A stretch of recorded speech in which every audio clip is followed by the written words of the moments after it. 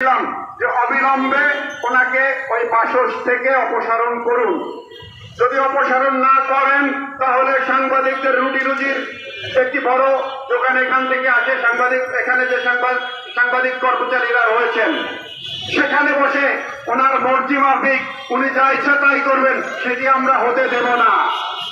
উনি ঢাকা সাংবাদিক ইউনিয়নকে সন্ত্রাসী সংগঠন হিসেবে চিহ্নিত করে উনি ডিএমপি কমিশনারের কার্যালয়, আইজিপির কার্যালয়, তথ্য মন্ত্রণালয়, প্রধান উপদেষ্টার কার্যালয় উনি চিঠি দিয়েছেন ঢাকা সাংবাদিক ইউনিয়ন নাকি সন্ত্রাসী সংগঠন। মাহবুব মোর্শেদ, আপনি তো ঢাকা সাংবাদিক ইউনিয়নকে চিনেন না, সাংবাদিকতাই তো আপনি জানেন না। আপনি কয়েকটি কবিতা লেখেন, আপনি একজন কবি আমরা ধরে নিলাম, আপনি বিএসএস পরিচালনা করতে আসছেন। আপনি কি জানেন এখানে এটি কারা পরিচালনা করেছেন? ঢাকা সাংবাদিক ইউনিয়নের নেতৃত্ব স্বাধীনতার পর থেকে কারা দিয়েছেন এটিকে আপনি জানেন? আপনি তো জানেন না ঢাকা সাংবাদিক ইউনিয়নের কাজ কি, সেটিও আপনি জানেন না। আপনি ঢাকা সাংবাদিক ইউনিয়নকে প্রশ্নের মুখে ফেলে দিয়েছেন।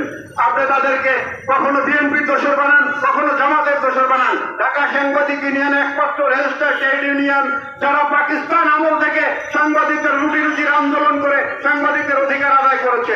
নবম ওয়াইজ বোর্ড পর্যন্ত যতগুলো ওয়াইজ বোর্ড বাস্তবায়ন হয়েছে প্রত্যেকটা ওয়াইজ বোর্ড বাস্তবায়নের জন্য প্রধান ভূমিকা পালন করেছে ঢাকা সাংবাদিক ইউনিয়ন। আপনি তাদেরকে চেনেন না। বাটপার, আমার বলতে লজ্জা লাগতেছে আপনাকে বাটপার বলতে, আমি বাধ্য হচ্ছি। সুতরাং আমরা বলেছিলাম যে অবিলম্বে এই বাটপারকে ওইখান থেকে অপসারণ করুন। সেটি যেহেতু হয় নাই, তো আমরা সর্বশেষ সুযোগ দিতে চাই। আজকে আমরা প্রধান উপদেষ্টা বরাবরে একটি স্মারকলিপি দেব অবিলম্বে মাহবুব মোর্শেদকে এখান থেকে অপসারণের জন্য। এরপর আমরা তথ্য মন্ত্রণালয়ে এর কপি দেব।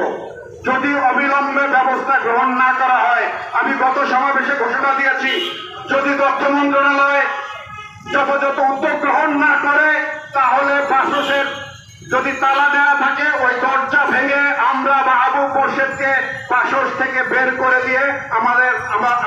দিতে আমরা বাধ্য হব। সম্মানীয় উপস্থিতি, এজন্য আমি বলতে চাই যে টালবাহানার কোনো সুযোগ নাই। আমরা দীর্ঘ 16 বছর আন্দোলন করেছি, আওয়ামী লীগের চোখে চোখ রেখে কথা বলেছি, চোখে চোখ রেখে কথা বলেছি। এই জাতীয় প্রেস ক্লাবের সামনে দীর্ঘ 16 বছর আন্দোলন করেছি। অনেক বাধা বিপত্তি উপেক্ষা করে, মামলা জেল উপেক্ষা করে আমাদের আন্দোলন অব্যাহত ছিল।